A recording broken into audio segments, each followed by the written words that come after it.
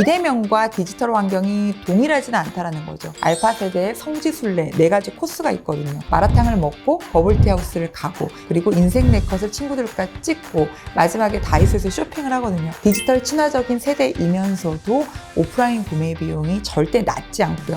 오프라인 쇼핑몰에서 무인 결제 시스템을 선호한다라고 보시면 될 것 같습니다.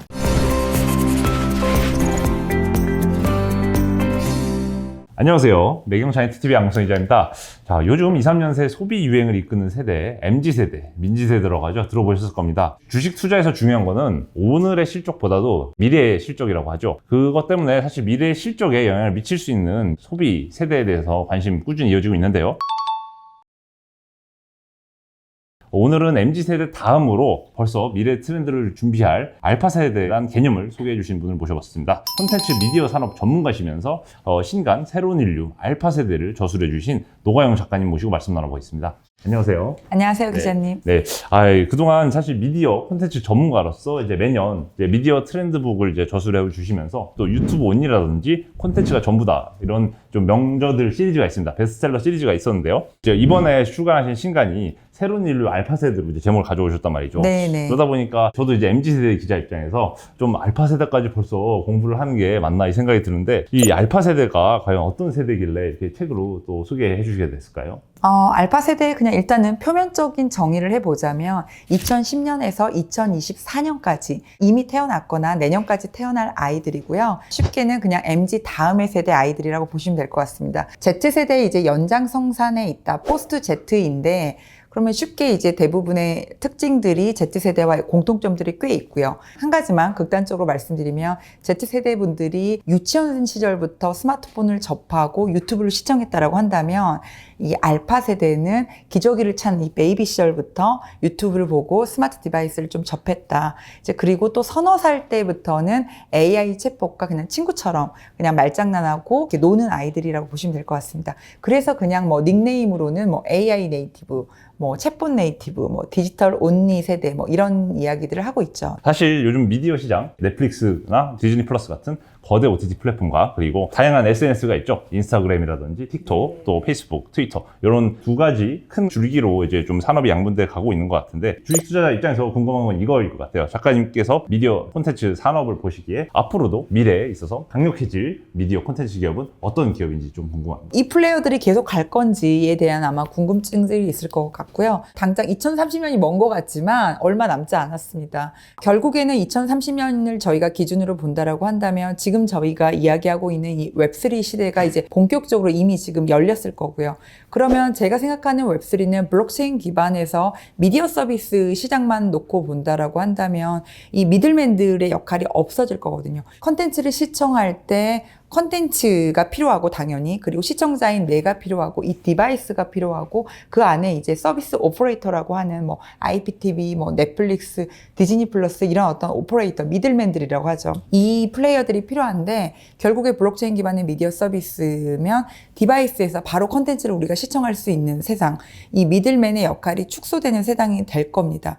그러면 결국에는 미래에는 컨텐츠, 시청자, 그리고 스크린, 이 디바이스 굉장히 어떤 심플한 어떤 패러다임이 될 거고, 저는 그래서 웹3 이 시장에서는 한 번 더 디바이스 사업자한테 기회가 올 것으로 지금 보고 있습니다. 특정 사업자를 그냥 콕 집어서 좀 이야기를 해보자라고 한다면 결국에 실은 지금 시장은 컨버전스를 잘하는 플레이어들이 경쟁력이 있고, 지금 세대 그리고 뭐 Z세대라든지 알파 세대의 어떤 소통법을 잘 가지고 있는 이 커뮤니티 전략을 잘 세우는 거, 그리고 이 컨버전스하고 커뮤니티보다 더 중요한 이 속도, 어자일리티, 즉 컨버전스, 커뮤니티, 이 어자일리티, 이 속도를 가장 잘하는 글로벌 기업이 어딘가라고 보면 지금 사티아 나델리가 끌고 있는 지금 마이크로소프트, 그리고 이 생태계 조성을 굉장히 잘하는 애플, 이 두 사업자는 너무 당연하지만 여전히 잘 갈 것으로 보고요. 그래서 양질의 IP를 가지고 있는 스튜디오 기업들, 그리고 이제 두 번째로는 디바이스 사업자한테 한 번 더 기회가 올 것이다라고 보고 있고,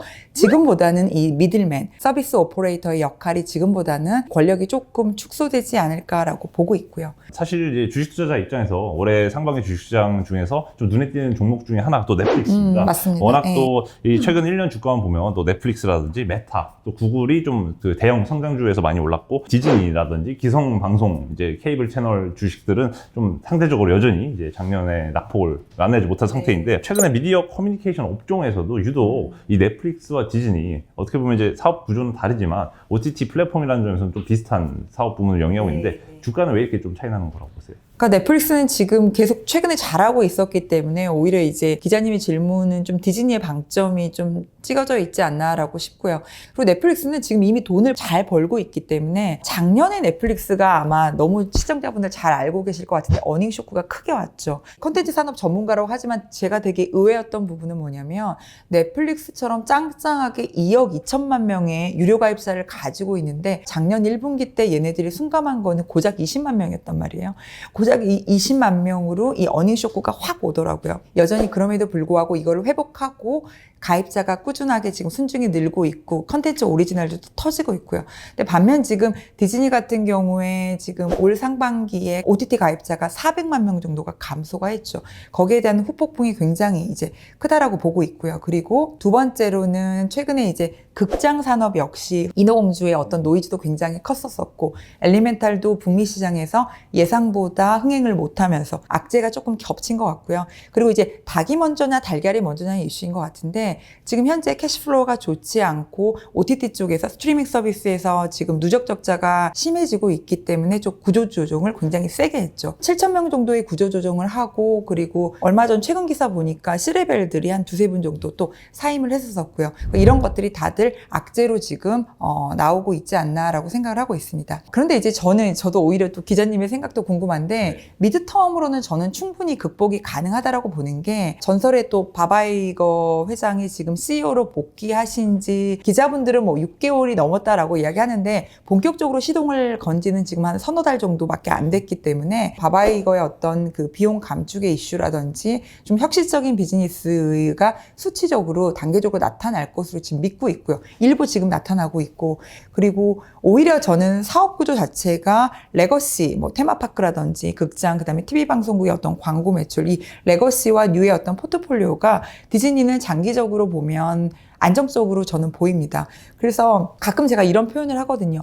OTT가 뭐 세상을 뒤집은 것 같지만 여전히 뭐 케이블 TV 주가 안 좋긴 하지만 규모 자체로만 보면 케이블 TV가 한 400조 정도, OTT가 전 세계적으로 한 150 정도 되기 때문에 여전히 지금 레거시가 규모적으로는 크다. 아마존이 지구를 뒤집은 것 같지만 여전히 월마트가 한 800조 정도 나오기 때문에 이 레거시와 뉴의 어떤 포트폴리오가 균형적인 것도 실은 디즈니한테는 중장기적으로 안정적으로 보입니다. 그리고 좀 봐봐, 이거를 좀 믿어봐야 될 것 같습니다. 네네. 작가님, 제가 이 책을 보니까요, 새로운 인류 알파 세대 이 책을 보니까요, 작가님 스스로 연필과 종이로 교육을 받고 PP와 PCS를 기억하는 아날로그와 디지털을 이제 모두 경험한 X세대이자 또 알파 세대의 부모 세대로 스스로를 소개해 주셨는데요. 이 현재 어떻게 보면 많은 기업들이 이제 향후 2030년 정도면 정말 핵심 이제 소비층으로 떠오를 MZ 세대를 공략하기 위한 마케팅 미리 좀 신경 많이 쓰고 있고요. 알파 세대도 사실 어떻게 보면 2030년대에 본격적으로 성인이 되면서 소비층으로 이제 진입을 하게 될 입장인데, 그럼 알파 세대가 함께할 디바이스가 여전히 오늘날처럼 뭐 태블릿이라든지 스마트폰일까요? 아니면 다른 디바이스일까요? 그러니까 말씀하신 대로 저희가 사회와 이 친구들이 소통하고 경제 활동을 한 본격적인 시점은 한 2030년 이후가 될 것 같고요. 근데 저희가 이제 지난 30년을 조금 봐야 될 것 같아요.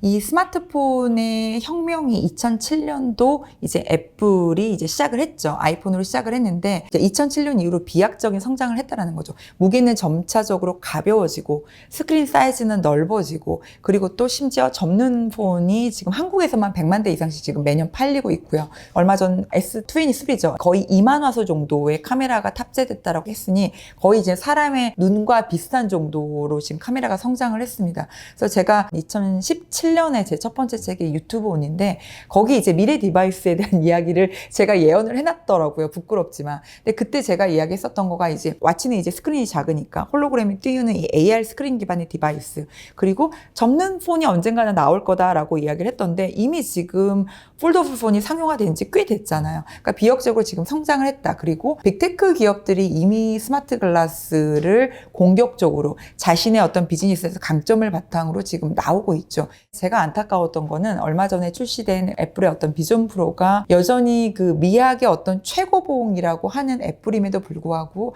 약간 멋진 느낌이 났던 것 같아요. 여전히 조금 무거워 보이고. 그래서 이 어떤 디자인의 측면에서의 최종 지향점은 2021년에 페이스북이 패션 선글라스 회사인 거죠. 이 레이번과의 협업을 통해서 만든 어떤 이 글라스, 이 어떤 디자인을 생각하시면 될 것 같고, 웨어러블 디바이스를 생각하시면 될 것 같고요. 그래서 일상생활에 전혀 지장을 주지 않는 스마트 글라스, AR 글라스의 방향으로 갈 거다라는 거죠. IT 스타트업 커뮤니티가 있는데 이제 대표님들이랑 이야기하다 보면 결국에 넥스트 스마트 디바이스는 AR 글라스가 될 것이다. 근데 지금의 어떤 디자인 형태의 스마트폰과 AR 글라스의 주부가 뭐가 우선일 거냐에 대한 담론이 남아있다라는 거죠.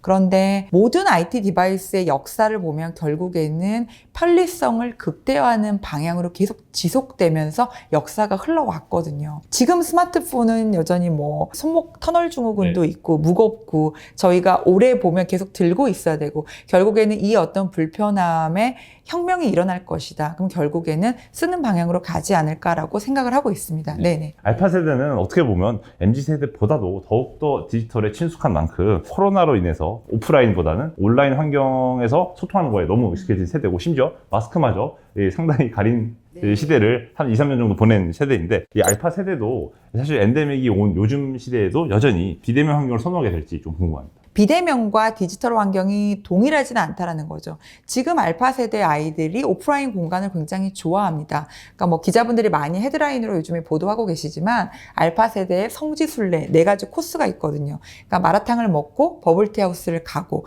그리고 인생 네컷을 친구들과 찍고 마지막에 다이소에서 쇼핑을 하거든요. 근데 아이들한테 다이소 왜 이렇게 좋아해? 라고 이야기를 하면 그냥 쿠팡과는 다르게 실제 물건을 만질 수 있고 그런데 더 좋은 거는 이 어른들이 인간들이 대면적으로 본인들을 귀찮게 하지 않는다는 거거든요. 그러니까 오프라인 공간에서 키오스크 시스템이 굉장히 잘 되어 있다. 이런 환경들을 굉장히 좋아하는 것 같습니다. 그래서 디지털 친화적인 세대이면서도 오프라인 구매 비용이 절대 낮지 않고요. 그래서 오프라인 쇼핑몰에서 무인 결제 시스템을 선호한다라고 보시면 될 것 같습니다. 그리고 이제 또 한 가지 일부 이제 산업 전문가들이 뭔가 이제 미래의 알파 세대 아이들은 돈이 없으면 이 메타버스에서 놀고 그리고 오프라인 공간을 굉장히 프리미엄하고 럭셔리한 공간으로 이제 생각할 것이다라는 생각들을 하시는데 그러니까 이 부자 오프라인 그리고 이 가난 디지털 메타버스 이 어떤 양극화는 조금 위험하다라고 생각되고요. 여전히 슈퍼리치들이 뭐 아시겠지만 얼스 2.0에서 부동산 투자를 가상 투자를 지금 하고 있기 때문에 오히려 온라인과 메타버스 경험 자체는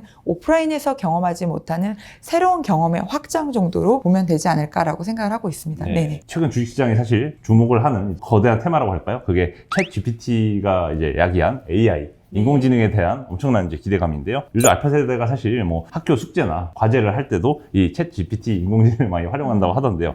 과연 인공지능의 등장이 이런 알파 세대의 라이프 스타일을 어떻게 바꾸게 될까요? 아까 제가 알파 세대는 Z세대의 연장선에 있다. 다만 다른 거가 이 친구들은 서너 살 때부터 AI 챗봇, 우리 국내 통신기업의 AI 스피커들 있잖아요. 그 친구들이랑 끝말잇기를 알고 친구처럼 소통하는 친구들이거든요.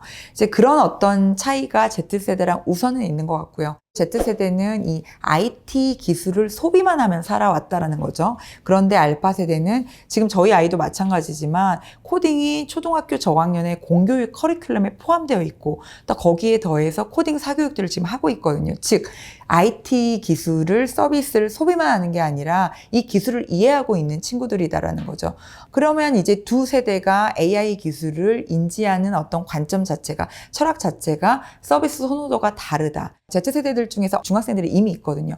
그 친구들이 이제 그 챗GPT를 숙제를 활용한다고 한다면 어린 알파 세대, 평균 알파 세대는 초등학교 한 3, 4학년이라고 한다면 챗GPT로 숙제를 한다기보다는 오히려 이 AI 서비스의 인격을 부여하고 있는 뭐 이루다라든지 강다운 서비스라든지 이런 어떤 AI 서비스의 인격을 부여한 이 서비스들을 오히려 조금 더 선호하는 것 같습니다. AI 활용에 있어서는 Z세대가 챗GPT처럼 좀 더 딱딱한 그리고 좀 더 목적 지향적인 텍스트 베이스로 이제 소통을 한다면 알파 세대는 좀 더 자연스럽게 좀 인간 친화적인 인격이 부여된 맞습니다. AI를 이제 좀 더 즐길 수 있고 실제로 코딩 교육 의무화 세대이기 때문에 생산자로서의 역할도 기대된다. 네, 그리고 기술을 이해하고 있고요. 네, 정확하게 정리해 주셨어요. 예, 네, 알겠습니다. 지금까지 사실 알파 세대의 특징으로서 뭐 메타버스라든지 AI라든지 다양한 측면을 좀 살펴봤는데 알파 세대의 뭔가 대표적인 특징이라고 하면 어떤 것들이 좀 더 있을까요? 그러니까 역사상으로 모든 많은 세대들이 있었죠. 베이비 부머 세대부터 뭐 X, Y, Z 많은 세대의 구분론들이 있지만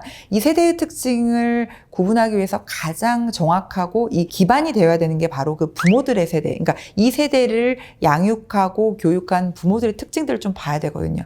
지금 알파 세대의 부모들이 물론 저처럼 일부 X세대가 있지만 대부분 밀레니얼 세대들이 대부분이십니다. 밀레니얼 세대들이 바로 원조 자본주의 키즈라고 하잖아요. 이 밀레니얼 세대들은 글로벌 시장 경제가 뭐 과거의 어떤 제조나 네트워크 통신에서 IT나 금융으로 이렇게 트랜스퍼 되는 여기에 딱 중심에서 자라오고 또 이제 경제 활동을 해온 굉장히 거친 세대이고 힘든 세대였다라는 거죠. 그리고 또 저축과 노동소득이 절대 투자소득을 이길 수 없다라는 거를 너무나 체화하고 있는 세대이기도 합니다.